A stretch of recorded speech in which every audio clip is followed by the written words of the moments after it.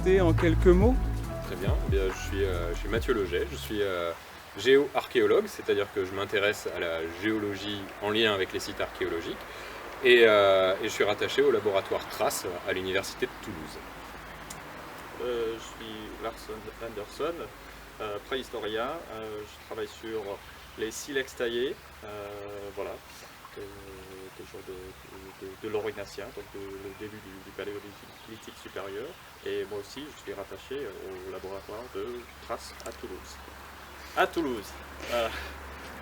Super. Et du coup, qu'est-ce qui vous a amené à vous intéresser à Aurignac et à son patrimoine? Je pense que ce soit moi à travers mon regard plutôt géologique, ou Lars avec son regard plutôt sur la culture, sur les objets, notamment en silex, ce qui nous intéresse particulièrement, ce qui nous a motivé à revenir à Aurignac, c'est d'essayer de mieux comprendre comment les premières populations d'Homo sapiens viennent s'installer dans le piémont pyrénéen et plus largement dans le sud de la France. Oui, ça me paraît bien. Très bien comme réponse.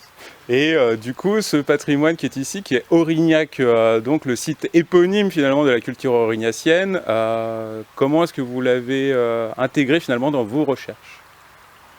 Aurignac 1. Pour moi, au moins, Aurignac 1, ça reste, voilà, comme tu dis, un site éponyme qui n'a pas donné toutes ces informations jusqu'à date. C'est un coin qui nécessite un peu plus de recherche. Et donc, ce qui m'intéresse ici, c'est de remettre un peu voilà, le regard du monde qui sont vachement intéressés de ces premiers Homo sapiens en Europe. C'est de remettre un peu le regard sur le coin, sur le site éponyme, sur tout ça.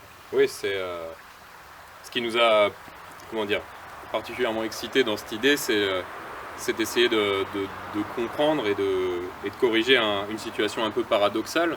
C'est que Aurignac et plus largement les piémonts pyrénéens sont un des points de départ de la préhistoire en tant que discipline au XIXe siècle. Et en fait, progressivement au XXe siècle, cette zone a été un peu délaissée. Et l'occasion était trop belle en fait de pouvoir venir reconduire des observations un peu dans les traces de nos prédécesseurs les plus illustres. Ouais. Et là, du coup, on est sur un site des Aurignaciens. On a des datations un petit peu de cette occupation aurignacienne? Alors, de cette occupation, non, mais on sait, voilà, on connaît la culture matérielle, et donc on peut lui attribuer une date. Donc, on est en gros entre ici, je ne vais pas être super précis, on est entre 40 et 35 000 1000 ans avant aujourd'hui. Voilà. Donc ça, c'est le moment, effectivement, comme M. Leger l'a dit plusieurs fois, c'est le moment où Homo sapiens, il arrive en Europe de l'Ouest, et au fur et à mesure, nos cousins, les Néandertaliens, ils se font plus discrets, on va dire. Voilà. Et du coup, ces groupes d'Aurignaciens, est-ce qu'on a une petite idée aujourd'hui, finalement, avec cette culture matérielle, un petit peu de ce qu'ils venaient faire dans la région et pourquoi ils étaient là? Ou est-ce que c'est encore une grande question? C'est une grande question. Je pense que ils venaient dans la région, ils arrivaient dans la région, ils faisaient leur vie dans la région. C'est ça. Donc voilà, ils récupéraient des silex dans le coin. Voilà, ils chassaient des rennes dans le coin, ils faisaient leur vie. Donc Aurignac, comme d'autres sites dans les Pyrénées, ça faisait partie en gros des circuits annuels, des circuits parce que c'était des chasseurs-cueilleurs nomades, ça faisait partie de leur vie quotidienne. Voilà. À Aurignac 1, à l'abri, c'est vrai qu'on n'a pas d'idée hyper précise ni de la configuration réelle de l'occupation, de la façon dont ils habitaient là, s'ils ont réellement habité là. On sait à travers le mobilier qui a été retrouvé, en effet, qui taillaient des silex, qui les utilisaient. On sait qu'ils ont produit des objets en os ou en bois de cervidés, notamment pour faire des armes de chasse. On sait éventuellement qu'à quelques mètres, à quelques centaines de mètres, à quelques kilomètres, il y a des gîtes de silex, c'est-à-dire des endroits où on peut ramasser des blocs de silex brut. il y a une vallée qui passe, il y a des animaux qui se baladent dans le coin, c'est beaucoup d'éléments qui rendent ce petit coin plutôt attrayant pour des chasseurs, cueilleurs, collecteurs, nomades ou semi-nomades. Les conditions sont bien réunies, et puis on est dans un axe qui permet de longer le piémont pyrénéen assez facilement quand on aime bien se promener, comme on imagine qu'ils aimaient le faire. Oui, d'ailleurs les preuves. On a des preuves de ça, ouais. Qu'ils se sont bien baladés. Quoi. Et du coup, est-ce que finalement, pour vous, Aurignac 1 eh bien, est un lieu unique, ou est-ce que dans le secteur, dans la région même du Comminges, est-ce qu'il y a encore un potentiel archéologique fort finalement pour cette période du Paléolithique? Non, alors je ne pense pas que Aurignac est un lieu unique. Je pense que voilà, c'est un lieu unique dans le sens du patrimoine historique de la préhistoire. Voilà, donc l'évolution de la discipline et tout ça. Mais en fait, non, il y a plein de spots, de sites dans les autres parties des Pyrénées, et je pense qu'il y en a certainement des sites qui n'ont pas été suffisamment peut-être exploités dans le coin, et peut-être des sites qui restent découverts. Je pense qu'il y a quand même un potentiel. On va voir ce que ça donne. Il y a de quoi faire, c'est sûr que de Foix, de Saint-Jean-de-Verge jusqu'à Montmorin, on retrouve des sites aurignaciens. Ouais. Alors, au milieu de cette espèce de grande bande très riche en sites archéologiques, c'est sûr qu'il y a Aurignac. Et Aurignac occupe une place centrale pour les préhistoriens. Pour les préhistoriques, c'est pas forcément le cas, et ça reste une des questions à voir. En tout cas, c'est sûr que ça a énormément influencé la suite des recherches dans le secteur. C'est un peu ce qui a tout déclenché. D'accord. Et du coup, là, on est sur un site d'un abri sous roche avec une fréquentation ou peut-être une occupation des hommes paléolithiques. Mais quel type de site, finalement, on peut trouver au Paléolithique quelles traces on peut trouver de ces hommes? Bon, voilà. On peut trouver des sites en abri. Il y en a des sites de plein air. Donc je pense que l'image de l'homme préhistorique qui habite en grotte ou en abri sous roche, je pense que c'est une image qui est complètement biaisée. Il y a suffisamment de preuves de sites en plein air, que ça faisait quand même partie de leur cycle annuel, mais c'est une partie de l'histoire. Il y a aussi des gîtes de silex où les gens sont allés récupérer leurs matières premières, souvent des sites en plein air aussi. Voilà. Après, plus on remonte dans le temps, plus on a du mal, plus il est délicat de comprendre réellement là où les fonctions d'un site. On a des modèles un peu théoriques, souvent très influencés par l'ethnographie, pour se dire que dans la vie d'un cycle, d'un groupe de nomades, il y a un vrai site d'habitat, par exemple, pour passer l'hiver, où là, ils s'installent pour quelques mois. Il y a des sites plus ponctuels où ils vont pour chasser, pour acquérir une matière première en particulier, du silex par exemple. Il y a éventuellement des sites avec une valeur plus symbolique, des sites en grotte ornée par exemple. Le problème c'est que nous,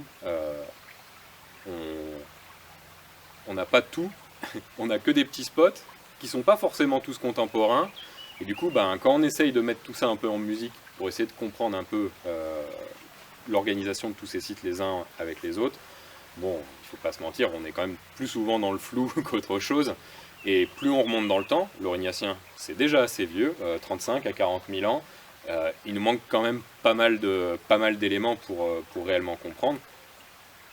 Ne serait-ce qu'à Aurignac 1, moi j'ai pas la moindre idée de ce qu'ils sont venus faire ici, de comment ils l'ont fait, de combien de temps ils l'ont fait. Est-ce qu'ils l'ont fait une seule fois? Est-ce qu'ils l'ont fait plusieurs fois? C'est tout l'intérêt de revenir à Aurignac. Alors plus à Aurignac 1 parce que C'est vidé. ça a été bien nettoyé, mais autour d'Aurignac 1, il y a sans doute suffisamment de données archéologiques pour nous permettre de poser maintenant ces questions, qui n'étaient pas du tout les questions que se posaient les archéologues du XIXe siècle. C'est pas un reproche que je leur fais, mais voilà, je pense qu'il y a suffisamment de matière ici, justement, pour poser ces genres de questions. Sur quel type de site on était à Aurignac, combien de temps, combien de fois les hommes préhistoriques y sont restés, qu'est-ce qu'ils y ont fait réellement, est-ce qu'ils étaient nombreux, est-ce qu'ils n'étaient pas nombreux. Voilà, tout ce qui va nous permettre de donner un peu plus corps, de donner un peu plus vie à ces Aurignaciens d'Aurignac. Ok. Et du coup, à cette période du Paléolithique supérieur, qui est quand même bien précise, est-ce qu'on a une idée finalement un petit peu des données climatiques? Quelle température, quel environnement finalement ces hommes de la préhistoire ont ici connu? C'est un peu... Il faisait pas chaud. Voilà, il faisait pas chaud, donc on est dans la période glaciaire, donc voilà, il faut imaginer un paysage qui est Très ouvert. ouvert à certains endroits, parfois un peu boisé, mais une forêt un peu plus nordique, boréale, on va dire.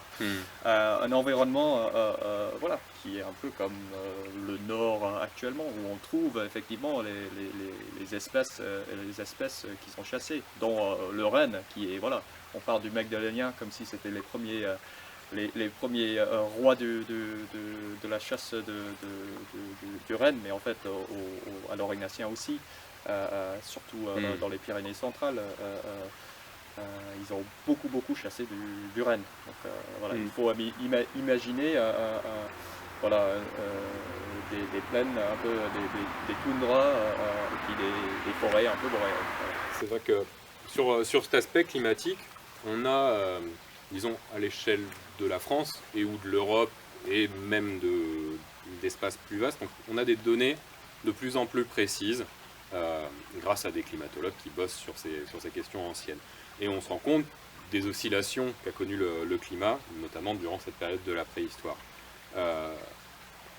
Si maintenant on essaye de deviner la météo d'Aurignac il y a 35 000 ans, le problème c'est de savoir où est-ce qu'on va mettre notre curseur dans toutes ces oscillations climatiques.